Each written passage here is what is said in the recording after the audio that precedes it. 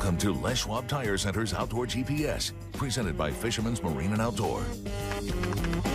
Good morning, everyone. I'm Owen Hayes. You're watching Les Schwab Tire Center's Outdoor GPS, presented to you by Fisherman's Marine and Outdoor. And trust me, you're going to want to have that on your radar after we get done with today's show.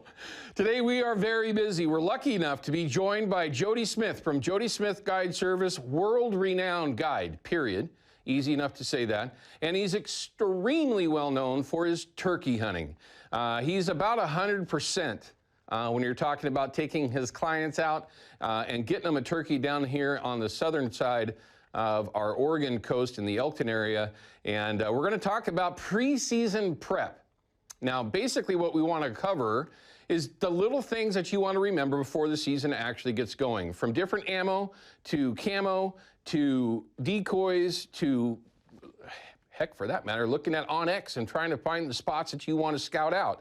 So we're going to have a chance to check in with Jody on that and just give you a little bit of insight on what he likes to do before that season gets up and running.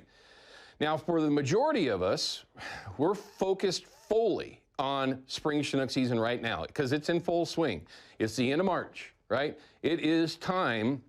If you're like me, though, and you have yet to hit the water, I'm just trying to be a cherry picker a little bit. We're going to talk about brine. Now, we've talked about this with some of our professionals over the last handful of weeks.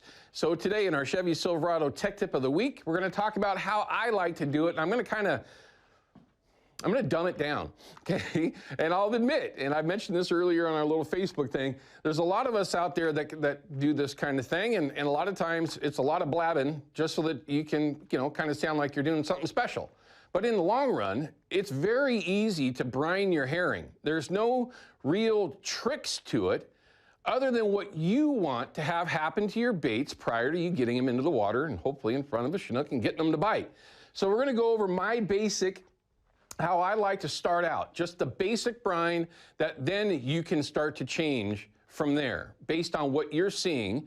And again, what makes you confident, if that's different scent, if it's color, if it's bite stimulants, whatever it might be from Procure, that will help you be more successful. Well, that's what we're going to kind of cover. We're going to do the best that we can to get all of it in. I actually extended it. We're going to make it 2 segments instead of 1.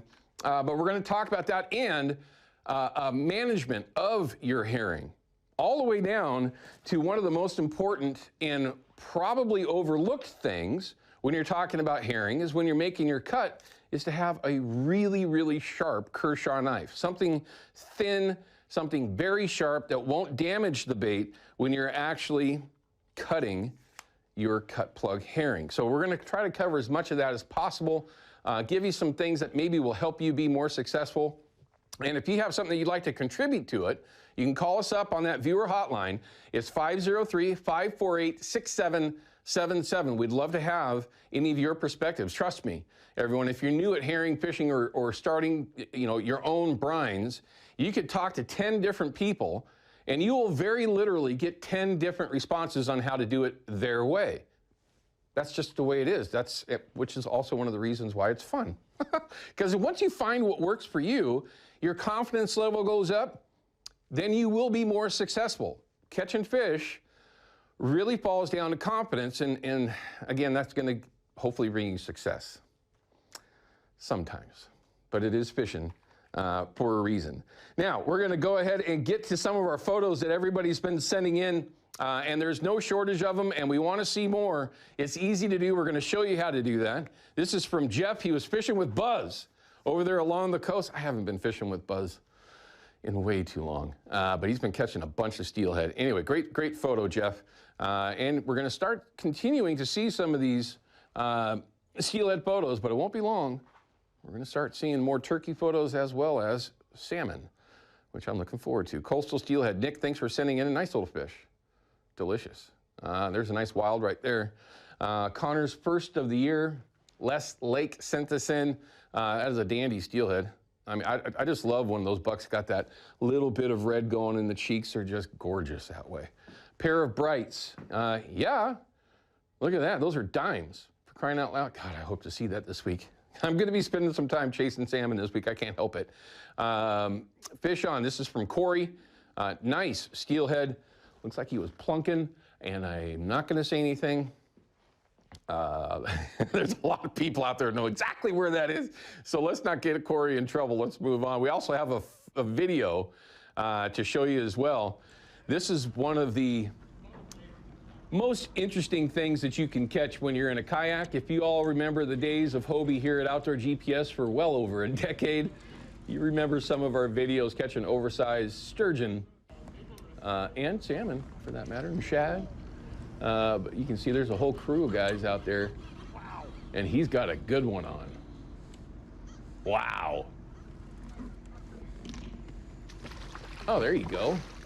Nice sturgeon. Catch and release sturgeon on the Willamette. Tons of fun. And in a kayak, I mean, it's hand-to-hand combat right there, everybody. Which, again, is one of the things that makes it such a fun thing to do, no doubt about it. And I'd love to see them all out there on the water like that. More people out there getting involved, it's good for all of us. Even though some of you out there don't like so many people. I get it. But we got to have it. Very nice. Nice release, too. Well done. Who was that sent that in? David. Thanks for sending that in, David. We appreciate it. Use that Box 12 app. Once you do that, scroll down to Outdoor GPS. It'll show you how to upload those videos and photos. Also, if you want to become a fan on our Facebook page, you can put those there. Ryan does pull some of them from there as well. So lots of ways to show yourself off a little bit. Give yourself a little bragging rights with your buddies. Tons of fun that way. All right, we're going to try to save some time here. We're going to cut away. We're going to come back with our field report. First thing we're going to cover is we got some photos from our good friend, one of our sponsors, Ted Lieu, the attorney at law, one of the nicest dudes and loves to do some fishing. Got some photos to show off of that, and we'll give you all the info you need to make your decision on where you want to be this week based on our river conditions and real-time clarity. We'll be right back.